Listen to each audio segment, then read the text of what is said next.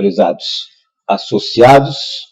Hoje nós vamos falar sobre as perspectivas do clima para a safra 2020-2021 e sua tendência para os próximos 10 anos, possivelmente 20 anos, como nós vamos ver. Em primeiro lugar, eu vou fazer um diagnóstico da situação atual nos últimos 180 dias. Depois nós vamos discutir o que está sendo divulgado na imprensa, esse novo Laninha que está se instalando. Vamos falar da previsão para um ano e no terceiro bloco eu gostaria de comentar sobre modelos de clima para que vocês entendam as limitações desses modelos. Então, muito bem, o mecanismo principal que produz chuva aqui para vocês são as frentes frias. As massas de ar polar vêm do Polo Sul, atravessa a Argentina, o Brasil todo, e principalmente no verão, vem produzir chuva aqui para vocês. Essa imagem que vocês estão vendo é a imagem do satélite GOES 16. Além de ser de alta resolução, ela também tem uma resolução temporal muito boa. Hoje nós temos imagens desse tipo a cada 10 minutos. E essa é uma ferramenta que o produtor rural poderia utilizar no dia a dia, no campo, como nós chamamos de nowcasting, prever o agora, porque se ele tem imagens a cada 10 minutos, então ele pode tomar decisões no site Divisão de Satélites Ambientais do INPE, tem um aplicativo que é chamado animação, então você pode animar até 20 imagens e você vê se as nuvens estão se desenvolvendo, se elas estão se deslocando em sua direção, então você pode tomar a decisão se você vai pulverizar ou não, se vai colocar a máquina em campo. É uma ferramenta muito boa para a gente tomar decisões no dia que estamos trabalhando.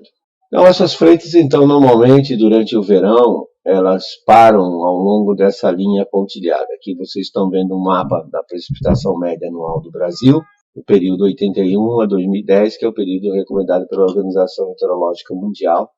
E vocês estão aqui nessa região, aproximadamente 16 sul, e 47 oeste. Então você nota que se você se dirige para nordeste, a precipitação diminui, que é milímetros por mês, tem que multiplicar por 12 meses para ter o total anual. E quando vocês vão para sudoeste, também diminui. Então essa faixa aqui, seguindo mais ou menos a diagonal, são precipitações que estão aí entre 1.200 e 1.600 milímetros. No caso de Unai, nós temos então a distribuição, a média mensal, com dezembro em geral chovendo mais, mas já novembro, janeiro, fevereiro e março, e até um pouco em abril, chove razoavelmente bem. Nesses 5 meses aqui, maio, junho, julho, agosto, setembro, praticamente o total é 5% da média. A média é 1.350 milímetros, varia um pouco de acordo com o microclima, e o desvio padrão 240. Notar que fevereiro é um mês que chove um pouco menos. Isso porque, estatisticamente, os veranicos costumam ocorrer em fevereiro. Nós reconstituímos, então, a precipitação aqui na região de Unai, desde 1948 até agora, 2020. E isso aqui são os desvios padronizados. O que se faz é pega o total anual, subtrai da média, portanto a linha do zero aqui é a média, 1.350 milímetros, e depois divide pelo desvio padrão. Qual é o significado do desvio padrão? O desvio padrão, ele mostra a variabilidade da chuva da região, mas de uma forma bastante interessante.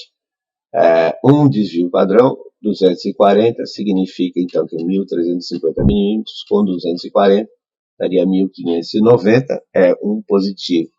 E para baixo do zero, um negativo, desvio negativo, seria 1.350 menos 240, o que dá então 1.110 milímetros. Então, entre um desvio padrão e mais um e menos um, se eu assumir que a distribuição da chuva dos totais anuais segue uma distribuição gaussiana, Então eu espero encontrar 68% dos anos dentro de mais um e menos um.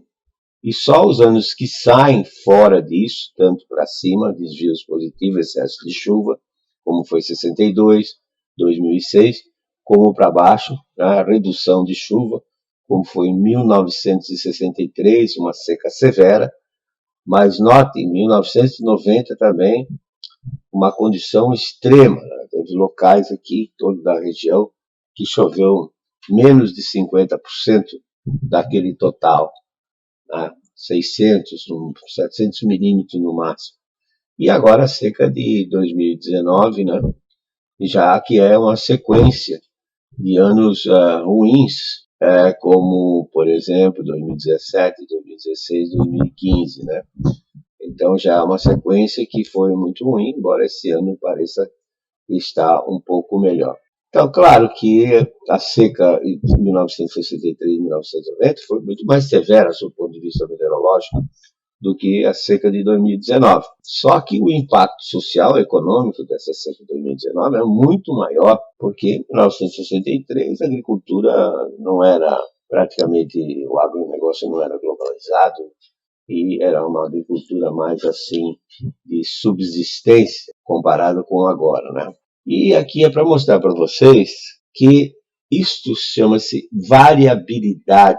Quer dizer, já ocorreram anos mais chuvosos no passado e anos mais secos. Então nós estamos falando em variabilidade climática, não é mudança climática.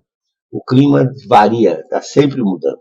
Não existe mudança climática. E quando deu esse período de seca aqui, 2014 a 2016, começaram a falar que essa seca estava sendo provocada pelo desmatamento da Amazônia. Isso é absolutamente ridículo. A Amazônia ela não interfere na chuva do centro-oeste, na chuva do sudeste. Por quê? A fonte principal de umidade é o Oceano Atlântico Norte. Os ventos alísios trazem essa umidade passa por cima da Amazônia, 20%, entre aspas, passa direto e 80% fica na bacia amazônica. De tal forma que, quando precipita, 40% sai pelo rio Amazonas, é devolvido para o Oceano Atlântico, e os outros 40% são evapotranspirados pela floresta. Então, o que a floresta faz? Ela recicla a água que está no solo. 99% da água que a planta usa é para a refrigeração das folhas, porque as folhas não podem passar de 34, 35 graus, senão danifica, principalmente no caso da vegetação tropical, danifica os tecidos das folhas e a planta morre. Então, uma árvore, ela não é uma máquina de fazer água, ela apenas recicla a água, 99% é para manter a temperatura das folhas. É claro que nesse processo ela circula, então, nutrientes internamente para as outras partes da planta, como flores, frutos, vagens, etc. e tal. E devolve, então, os outros 40% para a atmosfera, de tal forma que isso integra o fluxo e chega no sudeste e no centro-oeste 60% do que originalmente saiu na forma de umidade do Oceano Atlântico e os outros 40% foram devolvidos, então, pelo rio Amazonas ao Atlântico. E o que é que produz secas? Exatamente esse tipo de situação. O domínio de um sistema de alta pressão em cima da região. Como é que isso acontece? Então, aqui vocês estão vendo um gráfico em que temos aqui a altura, 10 km de altura, aqui a superfície, e temperatura. Então, normalmente a temperatura, quando a gente sobe na atmosfera, a temperatura decresce. Por exemplo, se aqui está 25 graus em média, a temperatura média do dia, a 10 km de altura, a temperatura é 45 graus negativos. Quer dizer, existe praticamente 70 graus, menos 45 mais 25, existe 70 graus de diferença entre a superfície e 10 quilômetros de altura. Cai aí mais ou menos na média, em torno de 7 graus por cada quilômetro que a gente sobe. Muito bem. Se, então, próximo da região equatorial, o ar sobe formando nuvens e chuva, ele já deixa toda a umidade. Ele se desloca em direção ao sul, desce em cima do Brasil, pegando praticamente quase tudo, né? E à medida que ele desce, ele vai se aquecendo na razão de 10 graus por quilômetro. Vai chegar num ponto em torno de 3 quilômetros de altura, em que a temperatura é mais alta do que a 2 quilômetros de altura. Ou seja, ocorre numa camada em que a temperatura, ao invés de crescer, ela cresce com a altura. Por exemplo, em 2017, eu fiz um voo e a 2 quilômetros de altura a temperatura estava 8 graus e a 3 quilômetros de altura, eu fui medindo a temperatura, a 3 quilômetros de altura estava 11 graus, uma diferença de 3 graus. Então, o que acontece? O ar quente ele fica em cima do ar frio, porque o ar quente é mais leve, menos denso, ele fica em cima do ar frio e provoca uma situação de alta estabilidade e a descida desse ar provoca alta pressão na superfície. Você pode fazer um comparativo, uma analogia com água e óleo, né? O óleo é menos denso, a água é mais densa. Quando você tenta misturar óleo e água, o óleo fica sempre em cima da água. Da mesma forma, o ar quente fica em cima do ar frio, conforme a gente vê nessa ilustração, e cria o que nós chamamos de uma camada de inversão. Essa camada de inversão ela é muito ruim, porque ela funciona como uma tampa na atmosfera. Ela inibe o desenvolvimento vertical das nuvens, e nuvem precisa crescer, precisa se desenvolver verticalmente para poder produzir chuva. As gotinhas começam inicialmente muito pequenas, aí elas vão circulando dentro da nuvem, vão se chocando uma com as outras, vai havendo o que nós chamamos de coalescência, até ela chegar num peso que ela pode precipitar. Se a nuvem tenta crescer e passa pela inversão, aí ela vai encontrar um ambiente cuja umidade relativa está abaixo de 20%. E a nuvem evapora e não consegue continuar crescendo, então não tem chuva. Mas também é muito ruim, porque como é uma tampa, se liberarem poluentes, por exemplo, agora esses incêndios no Pantanal, né? Então os poluentes não conseguem se difundir verticalmente e quando temos alta pressão também não tem vento, de tal forma que a concentração de poluentes aumenta os problemas respiratórios e outras atividades, por exemplo, como o tráfego aéreo, conforme a gente pôde ver, eu particularmente vi isso em Cuiabá, agora no início do mês passado. Então essa situação provoca alta pressão na superfície e provoca, então, secas. Então não é falta de umidade em si. No caso da seca de 2014 a 2016, nós mostramos que existia muita umidade, o problema foi a predominância desse sistema de alta pressão. Como é que está nos últimos 180 dias? 10 de abril a 6 de outubro agora. Então note o acumulado de chuva nesses 6 meses, muita chuva no noroeste da Amazônia, chuva até um pouquinho, não muito, mas no Rio Grande do Sul, e aqui aparece um branco, um verdinho claro, sugerindo então que nesse período tenha chovido aí da ordem de 100 a 200 milímetros, dependendo da região. Então, aqui vocês podem ver também o percentual da média, esse marronzinho, então significa 25 a 50% da média, apenas nesse período de 180 dias, e aqui um pouco mais ao norte, até um verdinho, significando então um pouco mais acima da média. Mas de qualquer forma, vocês estão aqui em torno de 75% da média, portanto há uma redução, 60 a 75%, há uma redução significativa durante esse período. E a gente pode ver isso, nós pegamos aqui uma região, um quadradinho, que vai de 15 sul a 20 sul e de 45 a 50, vocês estão inseridos aqui nessa região. E o que a gente percebe é que essa linha mais suave é a climatologia. Note que mais ou menos na metade de julho inverteu e aqui nesse período teve excesso de chuva, conforme vocês podem ver nesses totais diários, essas barrinhas medidas em milímetros por dia, e depois inverteu e a região marrom significa chuva abaixo da média, e de fato o que ocorreu, esperava-se então pela climatologia ter mais ou menos aí da ordem de 170 milímetros, e na realidade ocorreu apenas 100 milímetros, em torno de 100 milímetros. Então houve uma redução na região de cerca de 45% nesses últimos 180 dias, e notem que praticamente não choveu nada. Uma chuvinha agora, no final de setembro, mas não é suficiente para recuperar a umidade do solo. Portanto, tome muito cuidado, o solo está com umidade bastante baixa e semente precisa de umidade para germinar. Se semearem agora, pode semear literalmente no pó e a semente não germinar e ter que replantar, que aí é muito ruim. Tá? A situação do El Niño. O El Niño, que é o aquecimento das águas do Pacífico, e o Laninha, o resfriamento, tem um impacto grande na nossa região, principalmente como num evento forte, como foi de 2014 a 2016, que causou aquela seca severa. Vocês lembram, São Paulo, por exemplo, a cidade ficou sem água em 2014. Então, a região equatorial do Pacífico, ela é basicamente dividida em três partes, o Ninho 1 e 2, é próximo do Equador, do Peru. O Ninho 3 é essa região em vermelho, que vai de 90 a 150 oeste. E o Ninho 4 é a região mais a oeste, pintada aqui em azul.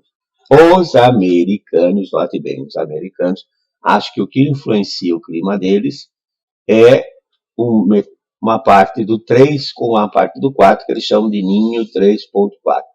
Então, quando eles dizem, como por exemplo está circulando na imprensa, que temos um novo Laninha instalado, eles estão se referindo a essa área. Eu, particularmente, acho que a área de Ninho 3 influencia mais o clima do Brasil. Muito bem.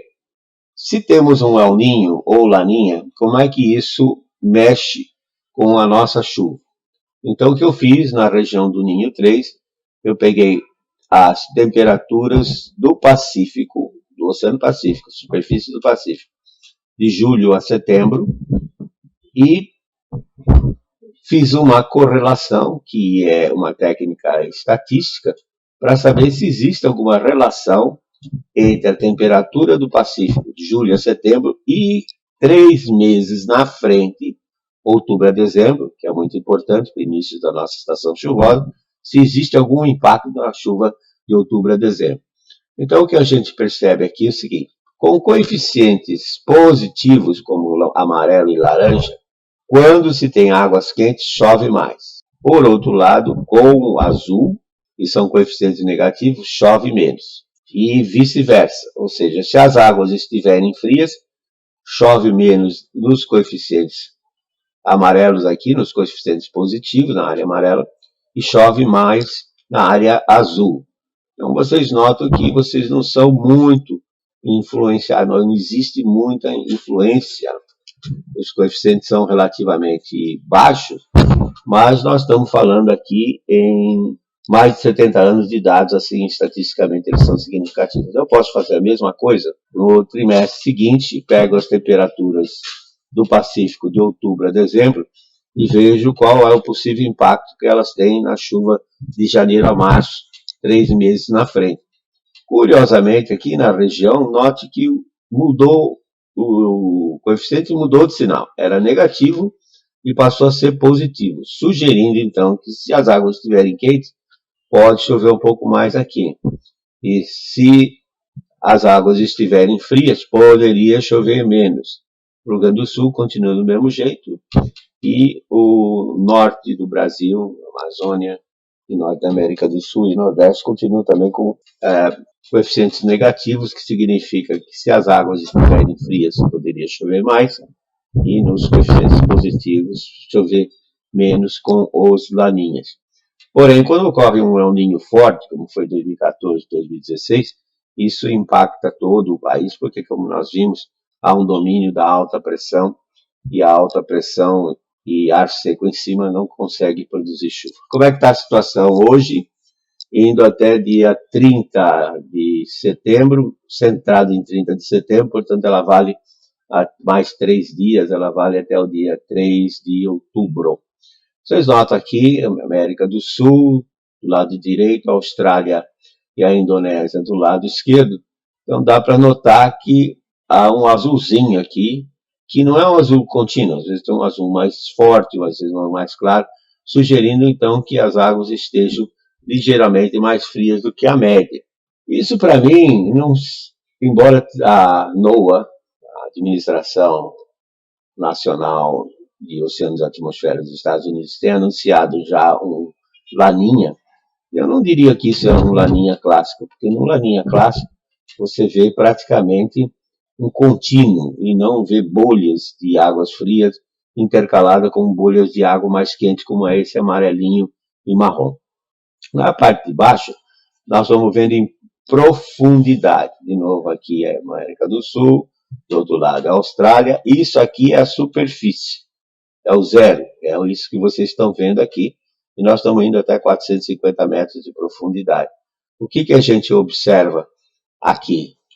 Vou voltar para animar de novo. Então, a gente observa, então, que nessa região aqui, por exemplo, está havendo uma alternância e a intensidade do resfriamento é igual. Nós temos uma bolha de água quente aqui no cantinho. Então, não parece ser um laninha clássico, no sentido de que os ventos estariam fortes e estariam, então, bombeando água fria para todo o Pacífico.